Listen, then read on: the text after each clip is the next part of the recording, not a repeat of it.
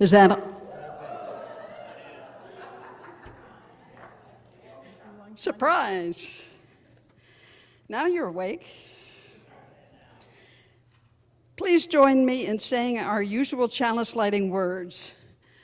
Those who are on Zoom may light your chalice or the candle in your heart and write into the chat where you are today.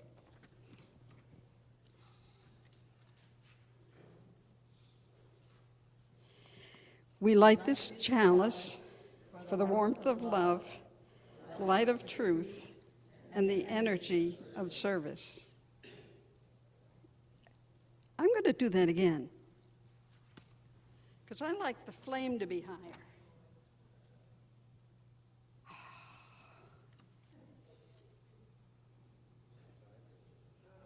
There.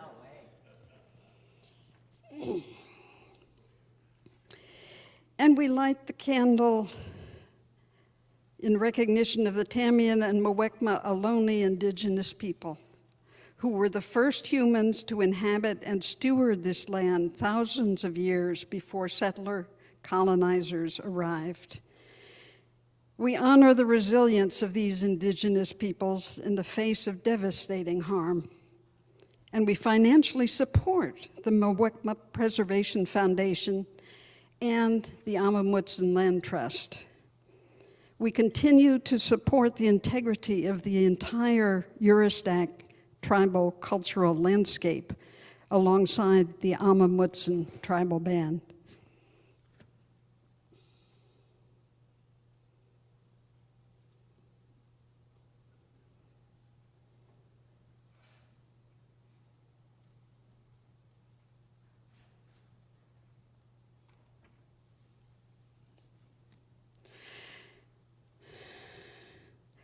During this time when our country has initiated a war on another country, we light a candle for peace for all those experiencing the horrors of war.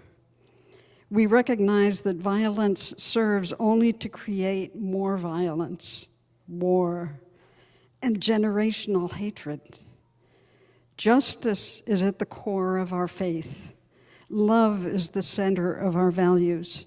May the light of this candle remind us of our call to bring justice and love to our community and to the world.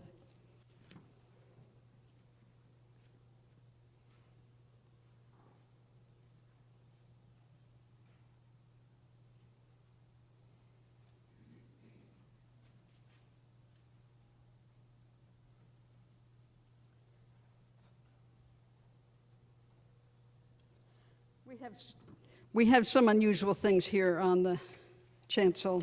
Today happens to be the confluence of three very different things. I think it's, well, maybe not today, maybe it's tomorrow. Transgender Day of Visibility, so we have the trans flag. Passover, so we have some matzahs that actually were made in Israel, and an afikoman, if anybody wants to hide it. And we had a little mistake about the palm fronds for Palm Sunday, so I went out and found what I could, a dropping from a palm tree. I figured y'all would appreciate creativity.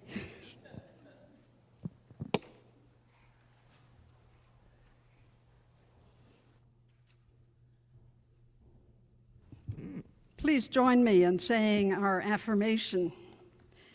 You should find it on the screen and in the order of service. It also is inscribed in many of our hearts. We say it in English and Spanish as a symbol of the many languages spoken in this community and beyond, the many languages of the soul.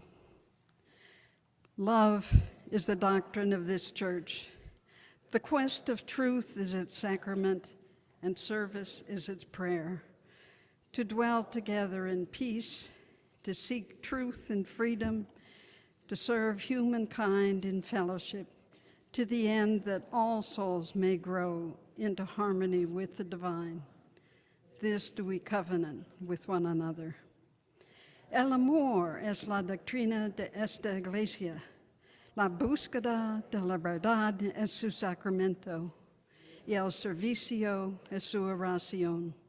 Habitar juntos en paz, buscar la verdad con libertad, y servir a la humanidad juntos con el fin de que todas las almas pueden crecer en armonía con lo divino. Esto es lo que pactamos unos con otros. Thank you. So welcome to the First Unitarian Church of San Jose. I'm Marnie Singer, worship associate for today. I identify as non-binary, but she pronouns are comfortable for me. Today I'm wearing a beautiful robe or black jacket made by fellow congregant Joe Balzer. As Unitarian Universalists, we are united not by our beliefs, but by our values. As represented in our brand new banners, we come together in valuing equity, justice, transformation, pluralism, generosity, and interdependence, with love at the center. We strive to live from these core values, and we also try to notice when we have missed the mark and then learn from our mistakes. We begin again in love. We also aspire to welcome all diversities among us, physical, mental, psychological, spiritual. When all are included, we learn from each other. I find that when we acknowledge our differences, I feel more connected. And now, let those of us in the sanctuary include people joining us by Zoom. Looking at the screen on the wall, we may see their names or faces. And when we see that camera aiming at us, we can wave to our Zoomy friends. Or not. We know you are there. There we go.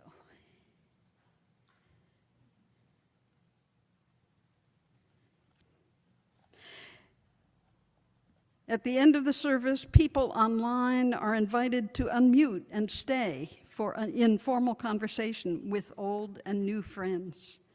From the sanctuary, we go through the double doors to your right to our social hour for snacks, beverages, information tables, and conversation.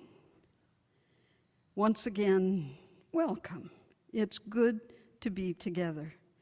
Wherever you are on your faith journey, I hope you will find something here today that feeds your spirit. And now, our COO, Jan Tice Guffey, has an announcement.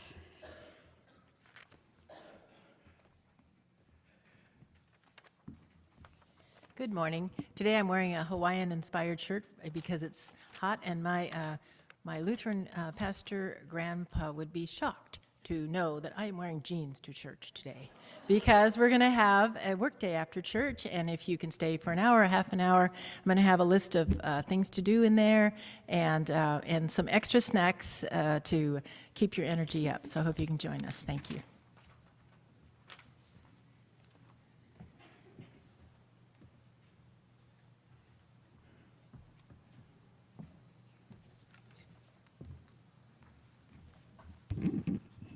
Good morning.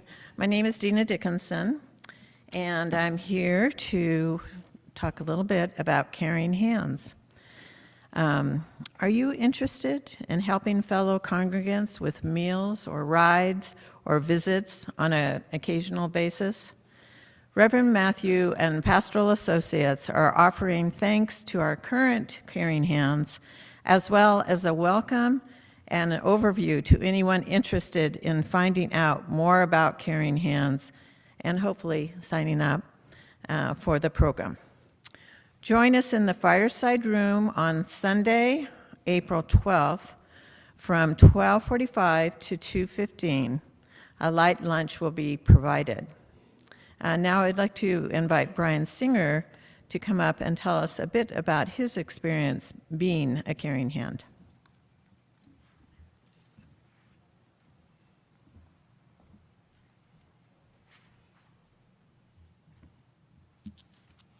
Good morning.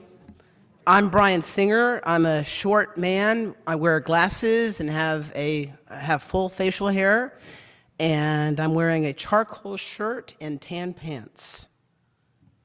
One way and I'm here to talk about caring hands and why I'm involved with it. One way I am of service to this church is through caring hands. We provide short-term care, such as meals, giving rides, and running errands during times of grief, illness, or injury. I'm also a recovering alcoholic. My sobriety and serenity are not guaranteed. That's why I participate in caring hands and why it works for me to be of service. It helps me feel better about myself and better about you and this community. Being of service provides purpose, which helps reduce loneliness, anxiety, and depression, and breaks the self-centeredness that so many of us struggle with from time to time. 12-step programs were founded essentially on a type of caring hands mission.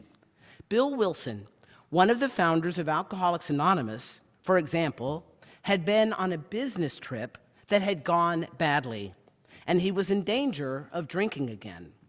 He called a local hospital to see if they knew anyone who might be interested in talking to someone who wanted to stop drinking. Instead of drinking that night, Bill Wilson went to see someone else who needed help. He got out of his own head and thought about someone else who needed help even more than he did.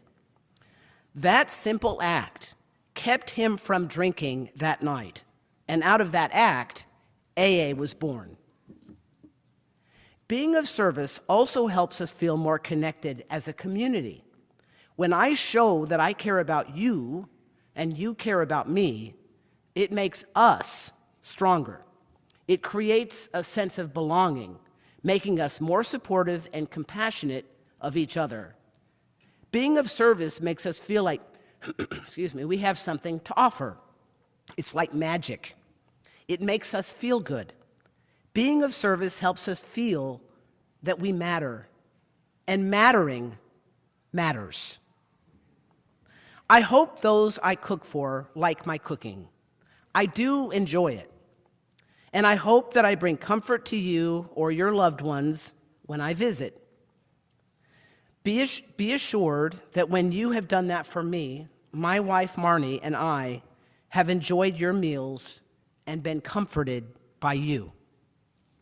Thank you for letting me be of service.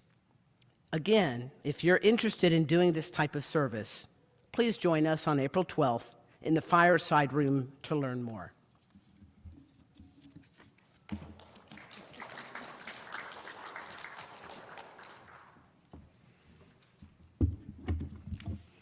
Our guest minister today is Reverend Stefanie Etzbach-Dale. Reverend Stefanie joins us from Redwood City.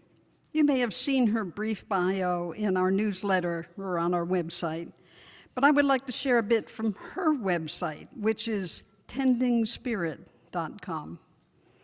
Reverend Stefanie is an ordained UU minister, an artist, and a trained interfaith spiritual director with specialized training in spiritual psychology.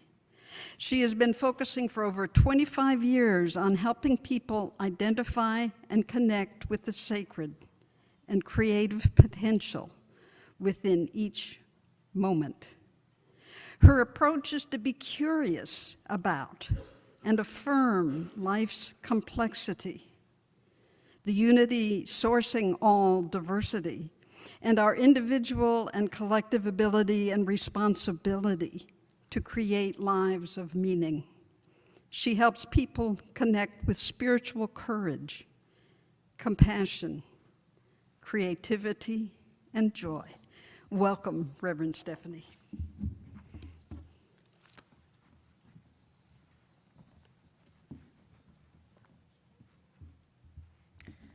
Thank you for that introduction, and for inviting me into your pulpit. It is an honor and a privilege and a delight to be here with you this morning. Before we begin, I would like to ring the bowl 3 times. The first time in recognition of everything in the past, everything that we carry into this moment. The second to represent all the hopes that are unfurling in our hearts for the present. The past and the future come together to form this moment. So as I ring the bowl, please listen for those reverberations of past and future in this moment.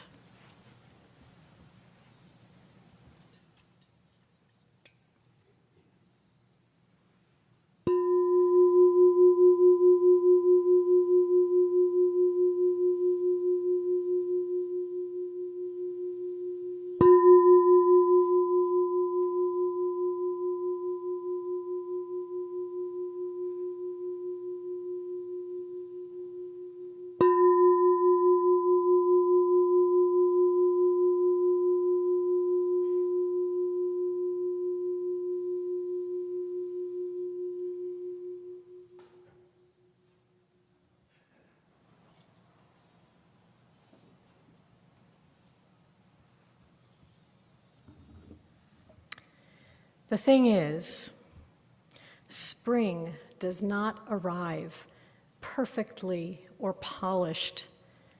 Spring stumbles in with sleeves rolled up and dirt under its fingernails.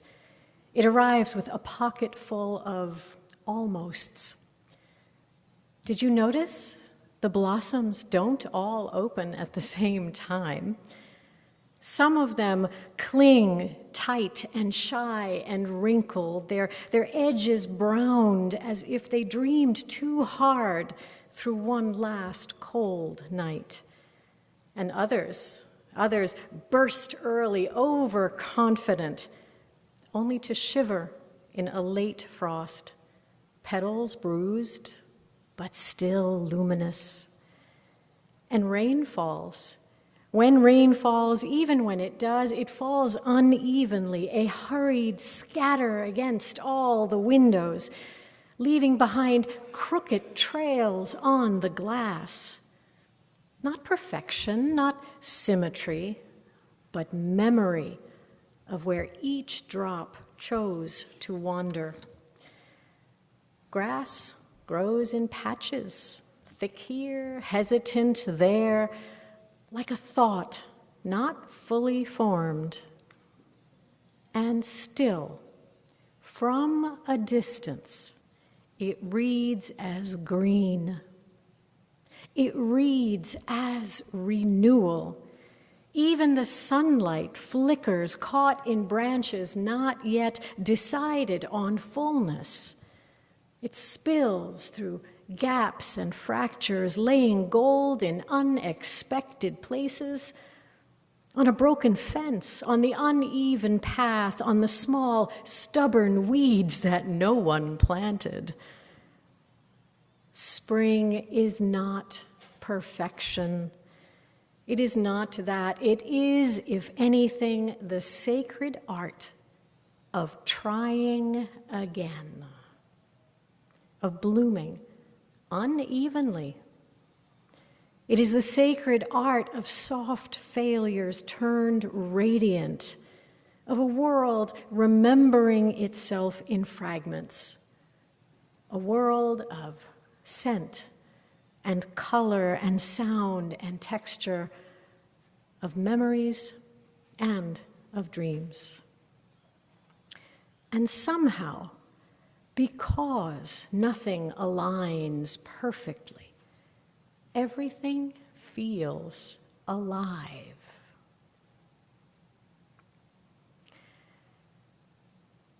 Please join now in our opening hymn. We're going to sing the first 3 verses only of Wake Now, My Senses, number 298 in your hymnal.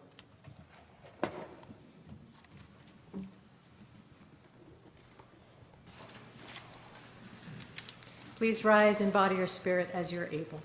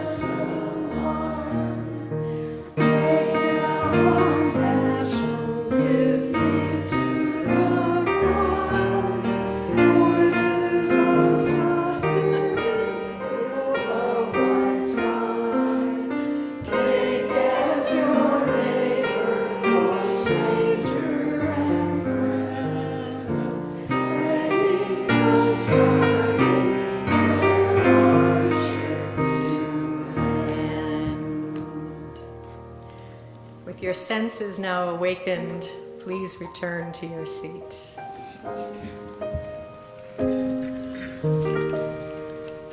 Unless you are young or young of knee and would like to join us on the labyrinth for a quick story.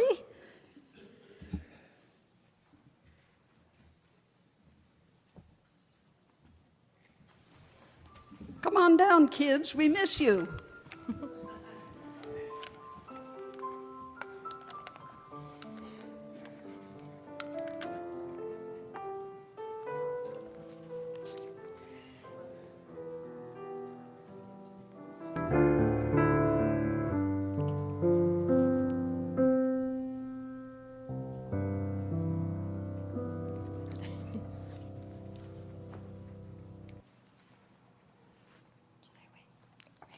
All right. Hello and good morning, everybody. My name is Marissa. My pronouns are she and her, and I am the Director of Religious Education. So today we're going to read a little script given by Rev. Stefanie. Thank you, and thank you for coming today. It is called Sam's Sandwich, and it is about what it means to pivot. So these are my 2 slices of bread, just so you guys know. And this is my peanut butter. You know, just in case there's any allergies, I have it here, peanut butter. Let's just believe that, okay? So good morning. Who here does something the same way every day? You know, like brushing your teeth, you know, same way every day, packing your bag, even getting dressed. So you guys, a lot of you guys raised your hand because I do too. So those are called routines. Routines can be very helpful. They can make things easier, be comforting, and help us remember what to do. It's all part of our everyday routine, so it's natural for us, right? So today we're going to learn the word pivot. Pivot means you notice what's not working anymore, and you make a helpful change to that. So let's say it together. Can we all say pivot? Pivot. Pivot. Okay, perfect. Now let's say it, let's all stand up. Let's all take a stand up, sorry. For the ones that are able to stand up. So we're gonna do a pivot using our body, okay? So again, standing if you're able to. We're gonna make a small circle going one way. If you're able. And then we're gonna do the circle, another circle going the other direction. That's good. Very good. All right, we can pause. Good job, everyone. That is a pivot. It is turning to go in a new direction. So we can sit back down.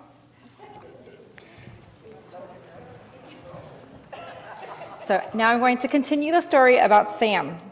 So every day after school, Sam made a peanut butter sandwich. So here's how Sam did it. Oh, sorry. He would wash his hands, because that's important. Can you guys all wash your hands and see if everybody's doing it correctly? All right, scrub, scrub, scrub. And then he would take these 2 slices of bread, just spread the peanut butter.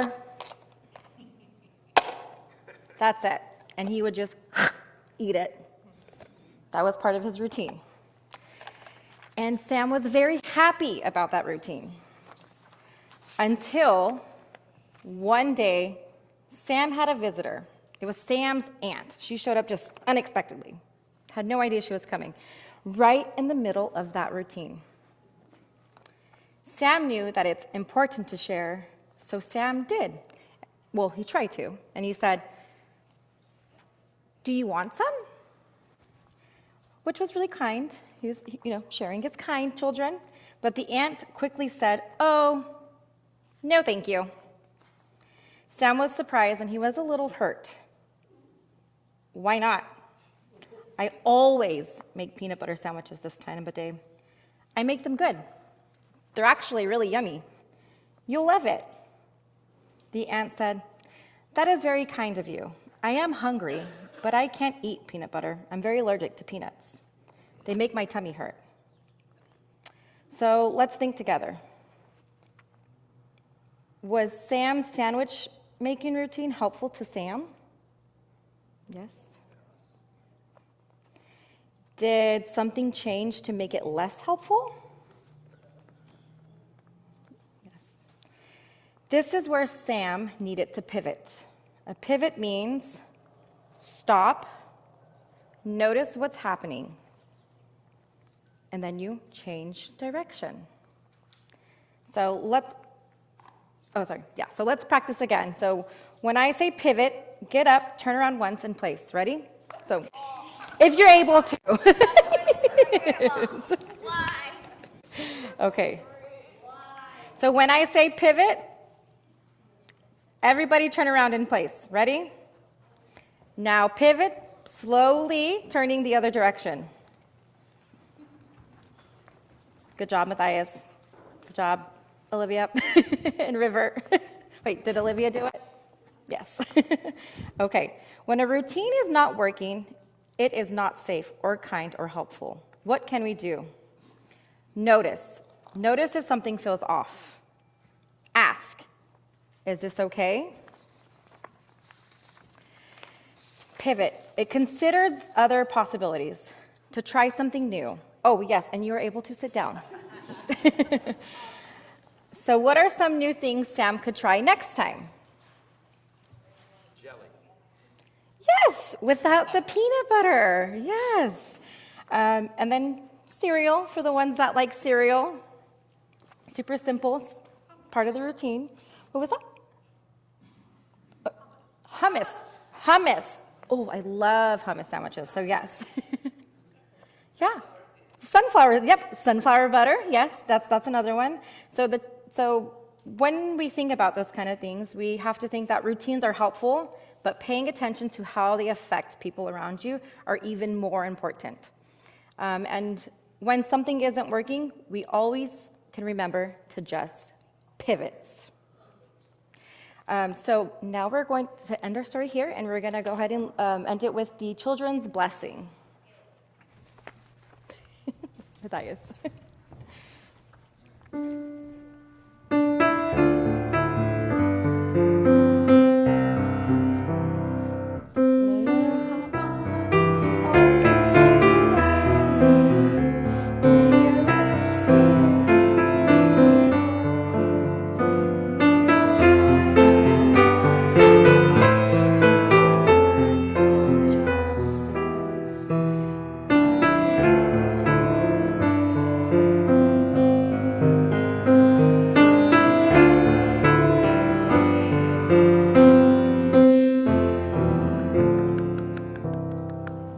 Thank you, Rev Stefanie, and thank you, everybody.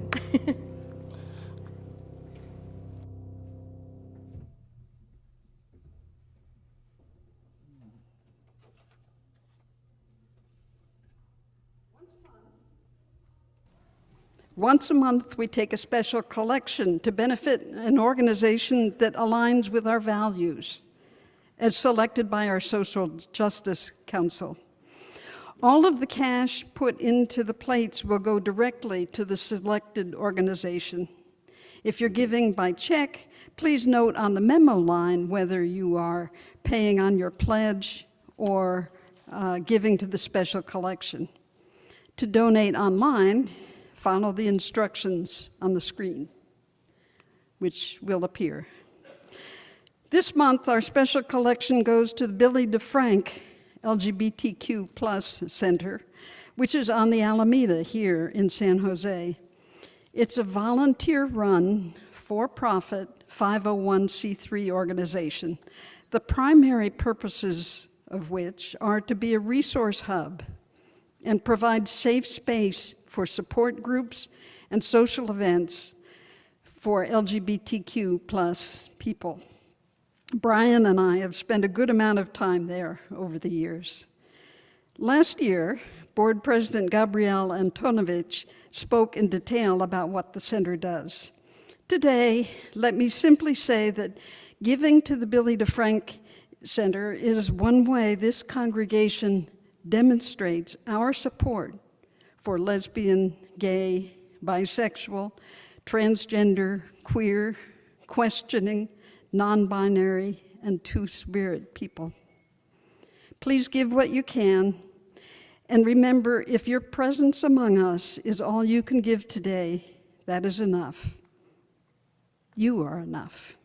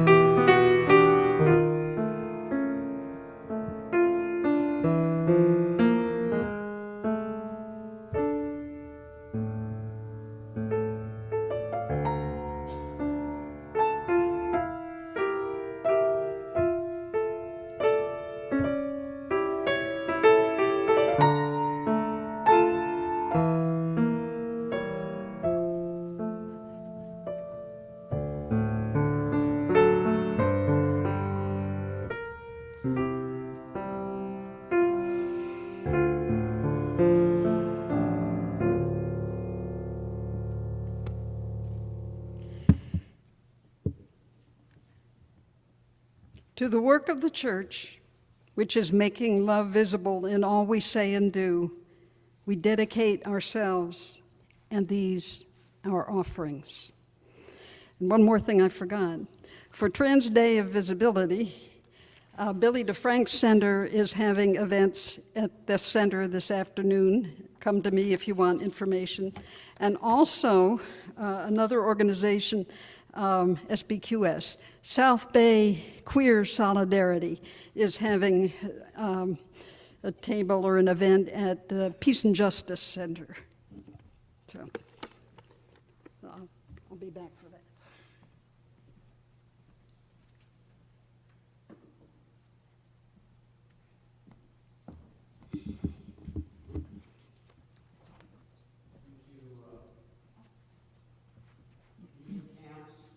And visiting relatives and vacations. Guitars Allowed today is down to the dynamic duo of Jim Guffey and myself. But we have no shortage of the usual Guitars Allowed enthusiasm, thanks in part to a wonderful demonstration outside of our doors in the park yesterday. It was so great to show up here and see the doors of the church open and this place being a resource where people could gather and meet before that. And so with that enthusiasm of yesterday, we bring you this song, Blessed Unrest.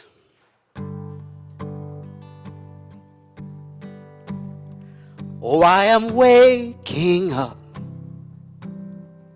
to find my world between the dying and being reborn. I see what is and I see what could be. Can't close my eyes again and go back to sleep. Fill my days with blessed unrest and my nights with dreams of justice. Make me a vessel for the turning of the tide. How can I change our course? I'm just a lonely voice. Wish I could lose myself in all the noise. And if we all would rise, a generation proud with a mighty song, We could turn this world around. Fill my days with blessed unrest, and my nights with dreams of justice. Make me a vessel for the turning of the tide.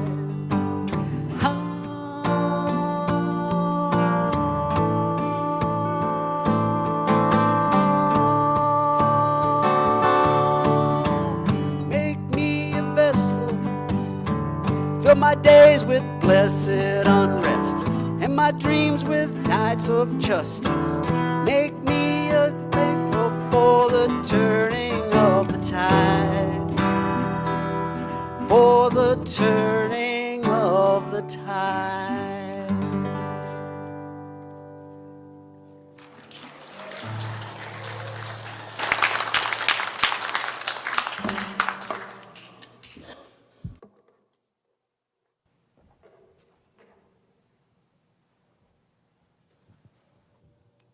Once or twice a month, we offer a time for us to share our biggest personal joys and sorrows. This is a full service today, so I ask for your discernment and brevity. To light a candle, please come and form a short line to your right. Light your candle while the person ahead of you is speaking, and then step forward to say your name and your brief, tender headline. After the service, anyone can stop by the pastoral care table in the hall, where you can write in our book of joys and sorrows or talk to our pastoral associate of the week, Nancy Coleman. You can email pastoralassociates@sanjoseuu.org. Those outside of our walls who are searching for a place to bring the wholeness of their lives and be received with love.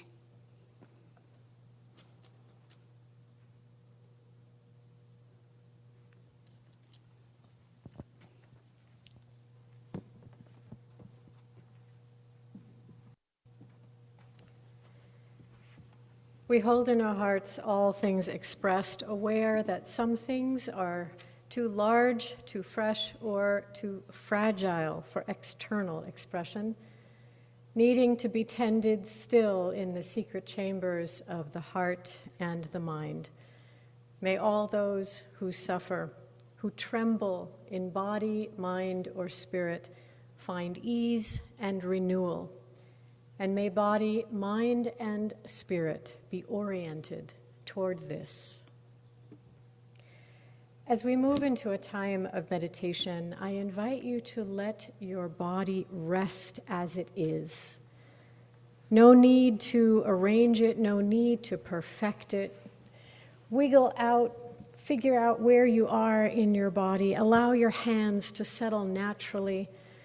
And if you wish to close your eyes or to gently lower them to soften your gaze, and take a slow breath in, pause, and release. Allow your breath to find its own rhythm. Now I invite you to imagine early spring. Hopefully not that hard to imagine, because it's actually happening right now. Imagine not the polished, perfect, hallmark version of spring, but the real one. Uneven blossoms, some open, some still waiting. Patches of green pushing through uncertain ground. Pollen filling the air and our sinuses. Stream beds reshaped by torrents of spring rain, and light slipping through branches not yet full. Feel yourself into this landscape, knowing that you belong here just as you are. Notice how everything is moving, how everything is growing and adjusting in its own way, in its own time. Now bring awareness inward and consider what is blooming in your life. What is being gently or urgently reshaped?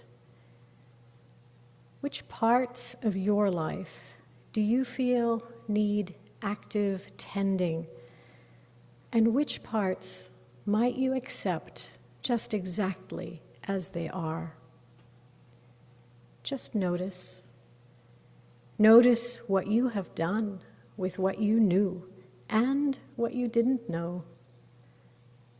Notice what is real now.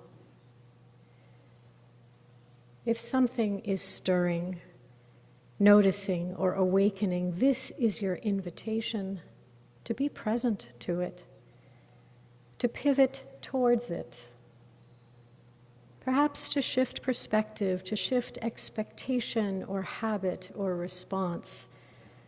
Not perfectly, not synchronized, but honestly, with the kind of courage that scents the air in spring. With each inhale, allow awareness to deepen, and with each exhale, release the weight of staying the same out of habit.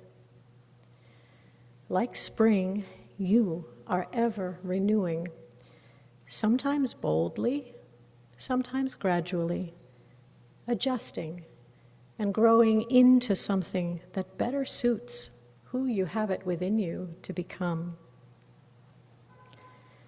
One more breath in, a pause, a breath out. And when you're ready, join me in humming to Spirit of Life.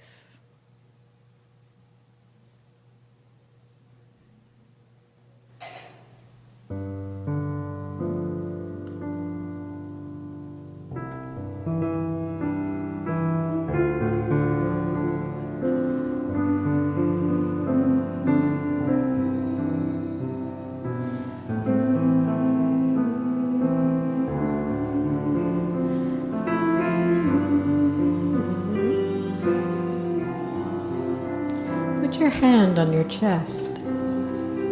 Feel the vibrations.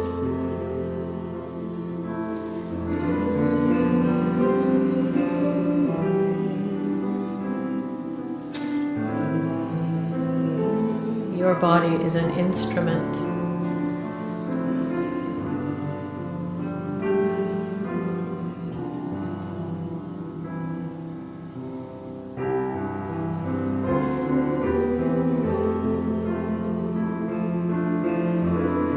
Your body is a tabernacle.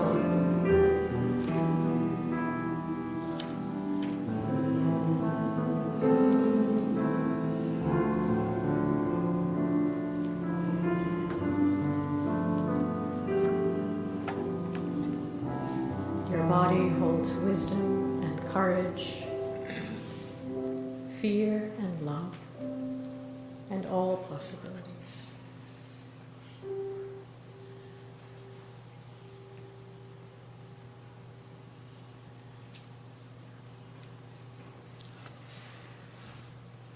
For the past many years, my ministry has focused, as Marnie stated before, on creating spaces in which people could engage with their reality of both pain on the one hand and yearning on the other, with joy and grief and fear, with compassion, and with practical skills, with faith that doing so can help us feel more empowered to respond to the complexities of our time.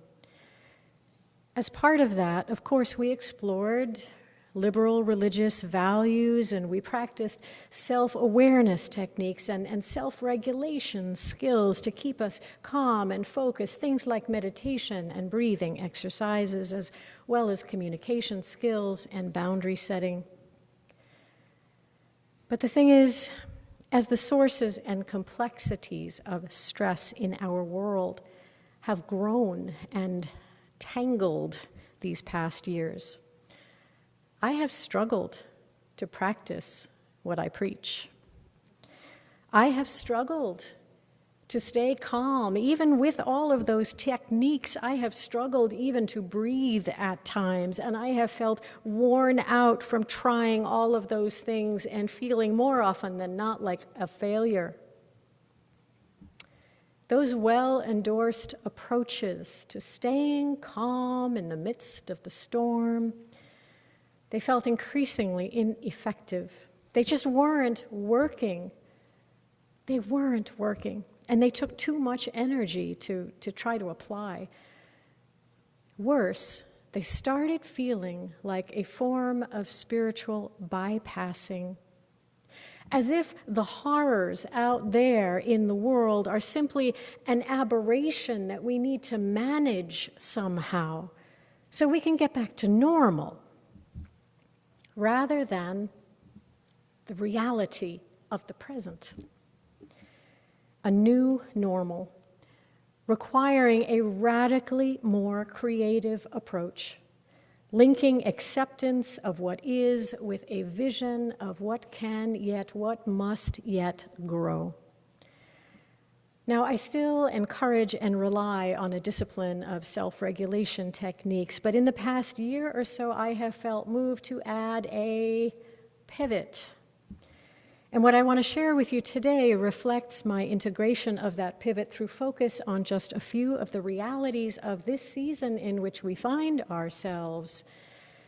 My hope is that some aspect of this will resonate for you, whatever your struggles might be, and perhaps inspire you to feel a bit more grounded in your own presence to the times in which we live.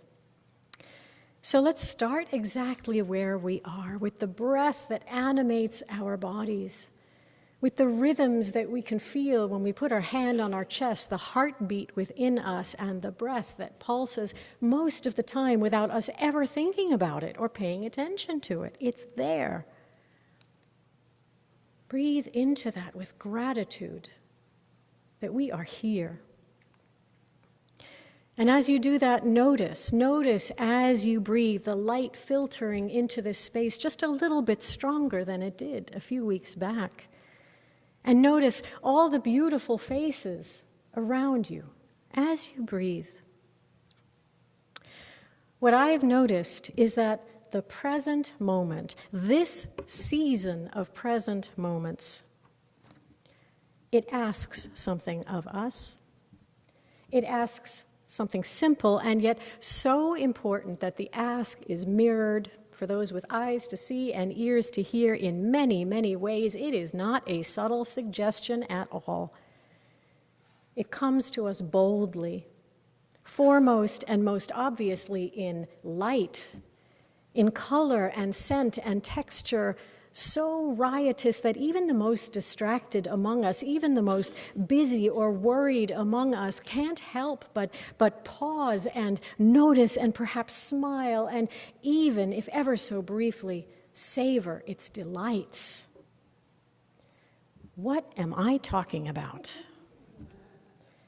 The season is spring. At this very moment, life is urging itself into being all around us in wild and diverse abundance. So what might this season be asking of us? At its most basic, it's asking us to notice, to not get so distracted by the inner landscape, all the things that we're thinking about and worrying about, that we don't notice what's happening out there.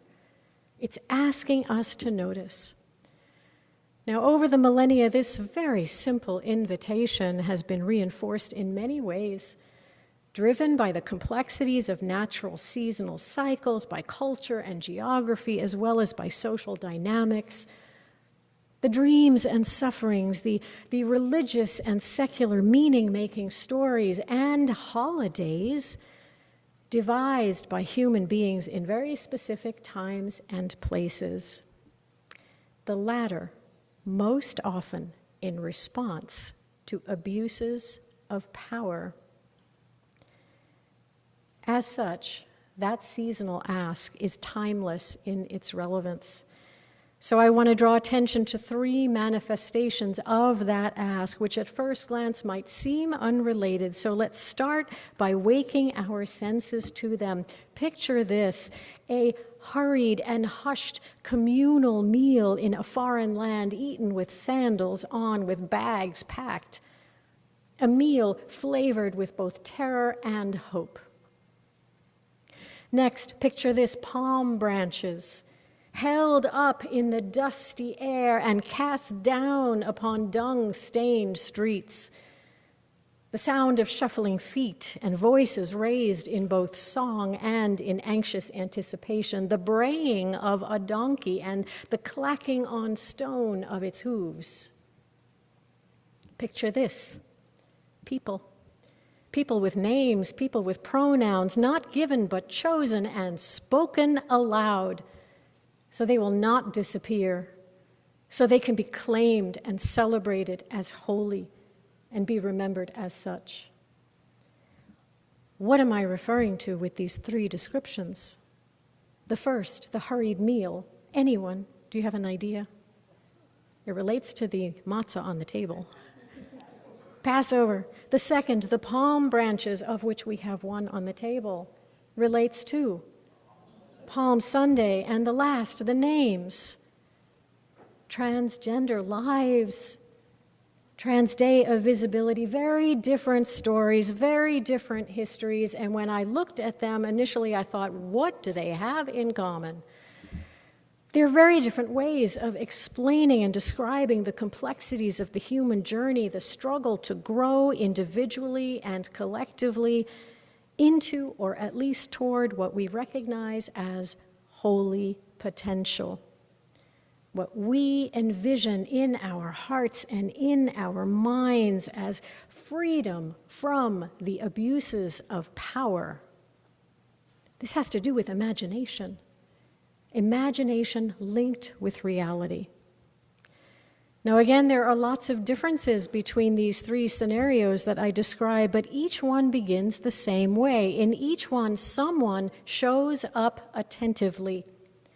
Someone notices oppression and refuses to call it normal. Someone notices suffering and refuses to look away. Someone notices truth with a capital T rising in the heart and says, I will not hide who I am anymore. Imagine being present to the complexities of the present. Not just managing our responses to parts of it, the parts of it that make it hard to remember sometimes to breathe, but being present to all of it, light and shadow, sound and silence, joys and sorrows, what is composting and what is unfolding, fear and hope. I invite you to imagine that liberation begins right there. Right there. That's what this season of spring, of springtime holidays is asking me to consider, not a checklist of practical things to do to stay calm, to regulate your system, to get back to how things were, because you know what? I don't want to go back to the way things were. But a willingness to show up even when I don't feel calm, even when I haven't figured things out, even when I don't know what's next. Even as I open my heart to the imperative that we not go back to how things were. In the Passover story, we are told that God spoke and God said, I have observed the misery of my people, I have heard their cry. So in that story, we are told that liberation begins with divine presence, with divine attentiveness. Okay. But the ritual instruction of the Passover Seder, celebrated this week, starting April 1st through the 9th this year, it deepens that message. It makes it much more personal. It puts it on each generation and each person to show up and take note in recognition that our sufferings are linked.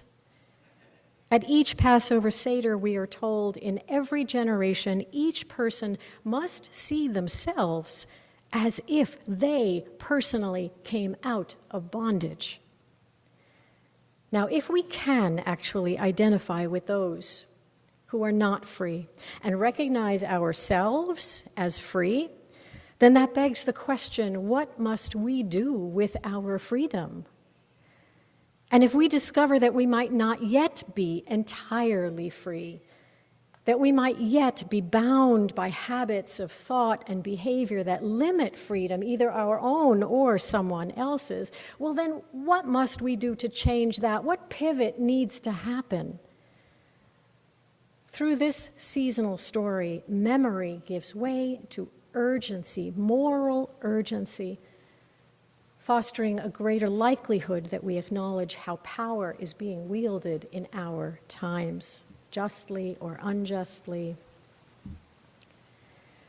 The Passover story insists that we not sanitize or spiritualize freedom while ignoring where it is being stolen at this very moment, which is in so many places.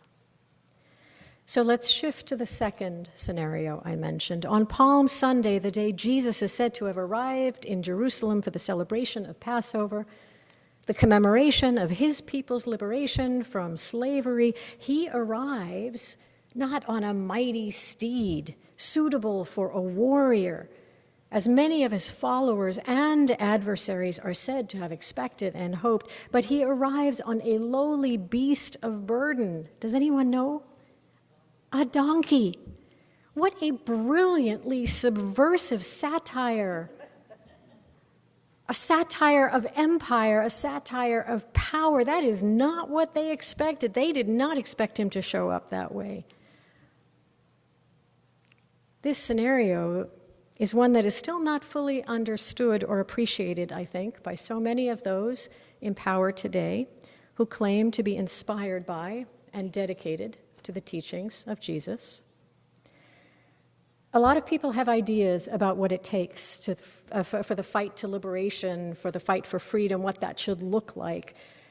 Many people highlight those gut-wrenching, camera-worthy moments, like those in Minneapolis and in Maine and other places, calling anything less a betrayal of the cause. But I have come to believe, because of what I have come to know, not only about my fears, about my imperfections, and the immense creativity of local organizers, I have come to believe that just showing up, dysregulated as we may feel, as tired and as terrified as we may feel, not nearly as composed or confident as we want to be, can be the most courageous first act of moral courage. It can be a paradigm-shifting pivot.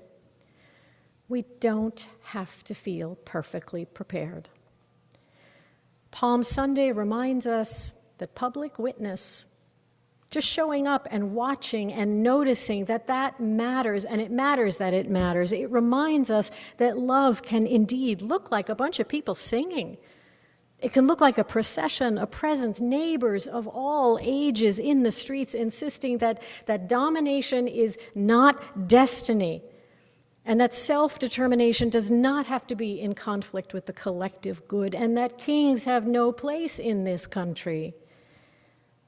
We know that misplaced power, also known as idolatry, never ends well. It will inevitably rust and crumble, and so we gather to remind each other of that. When we show up attentively, even if imperfectly, we can't help but ask what empires are shaping our lives now. Where is our allegiance, and at what cost? Whose suffering props up our comfort? Now, on Trans Day of Visibility, we are invited into the sacred act, again, of noticing lives too often pushed to the margins. The writer and activist Laverne Cox has said that visibility is not enough. It's the first step, though, towards justice. So in the United States, roughly 1.6 million adults identify as transgender, and yet transgender people experience disproportionately high rates of discrimination and poverty and violence, and we are called, if nothing else, to bear witness to this, to face and name this ugly reality. Over 40% of transgender adults report having attempted suicide at some point in their lives, often linked to rejection and harassment and lack of support, and that does not account for those who were successful or those who were forcibly unalived. And it does not account for the youth who are not tracked in adult statistics. Visibility, transvisibility is not vanity, it is survival. It is sacred insistence to be seen and acknowledged as an integral part of the unfolding story of humanity. As Unitarian Universalists, we are bound by covenant, and covenant requires showing up and paying attention to one another, to the world, and to what Buddhist teacher Pema Chodron calls the trembling edge where suffering meets possibility. It can feel so much easier to just stay in bed, to not notice, easier to just scroll. It can feel easier to generalize, easier to say, well, that's political, or easier to say that's complicated, or easier to just numb out. And sometimes, I have to say, that is exactly what's needed, sometimes. But it can't be the default. Consider the power of pivot away from perfection. The writer Simone Weil taught that attention is the rarest and purest form of generosity, generosity being one of the banners we have up here. Our attention is revolutionary generosity. It is an expression of faith and a form of resistance against those forces that would have us stay passive. Our attention is revolutionary. Generosity. Because it does not depend on us having all the answers. It does not depend on us feeling like we've figured everything out and we know exactly where we're going. What it does is affirm what cannot be bought or destroyed: human dignity and interdependence. Attention is justice because it refuses erasure. Attention is love because it lingers, because it is faithful, and often may appear irrational or controversial. There is, of course, a cost to paying attention. It can be hard, it can be exhausting, it can be disheartening, and there's a reason why so many people say ignorance is bliss. But if we truly attend to the ancient story of the first Passover, we must confront modern bondage. And if we truly attend to Palm Sunday, Jesus' arrival in Jerusalem the week before his brutal crucifixion, we must question the powers that promise security today through exclusion, through violence. If we truly attend to the times in which we live and the people we are covenanted to love, we must examine where language and policy or silence negates human dignity, normalizes passivity, and destroys hope. So here's the thing, and I'm getting towards the end. When we pivot our attention to full presence, even if not perfection, just full presence as we are changed in the process. We are rearranged. I know this to be true.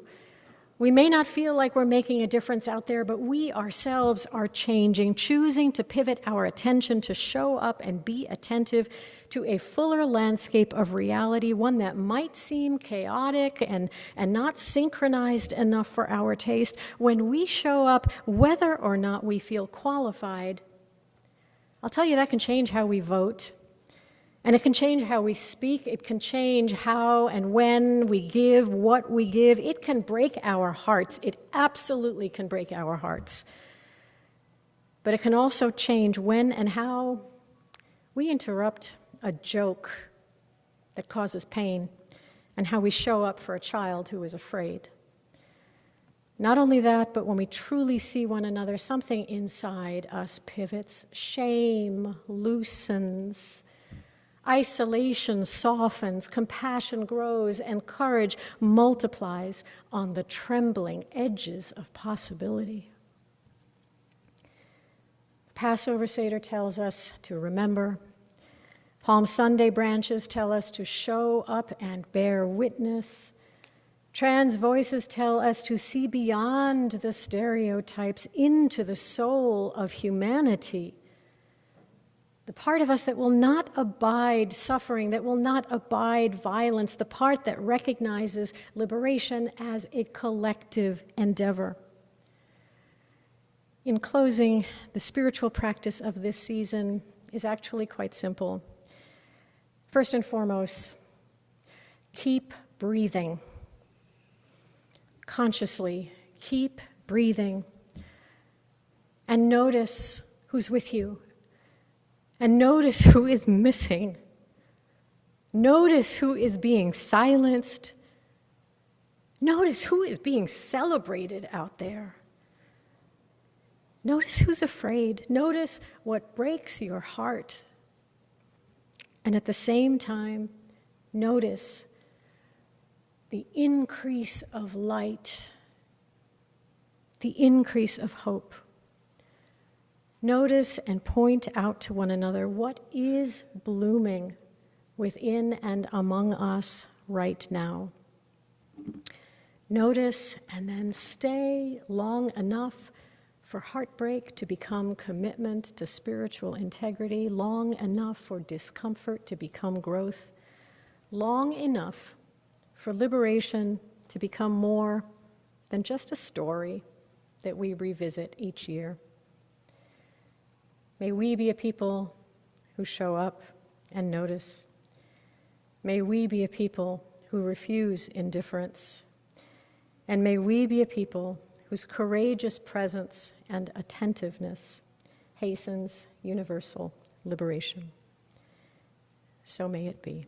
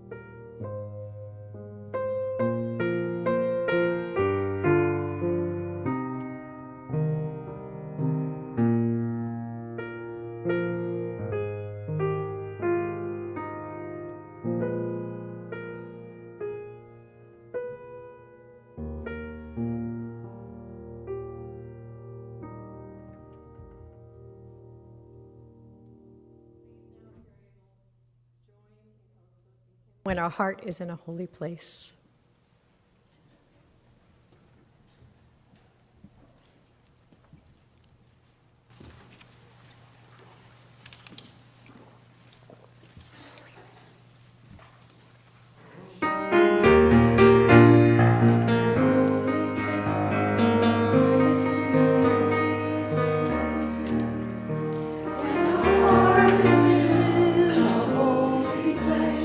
When our heart is in a holy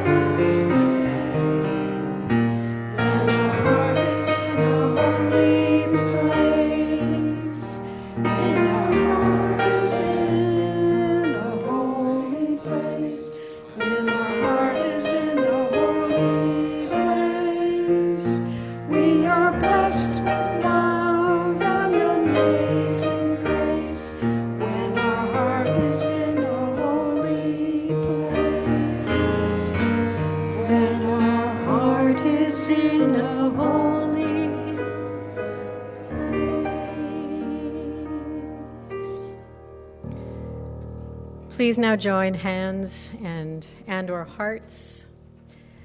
And take a moment to look around you and know that your heart is already in a holy place. It is within the tabernacle of your body, in your presence as you show up exactly as you are. Know that spring is undoubtedly here, but clearly not all is settled, not all is clear. Much is yet becoming, much is unfolding, some things are composting. And so we are invited again and again and again to pivot to presence, to meet this moment not with certainty, but with courageous attention, not with distance, but with care and with faith. For it is here in the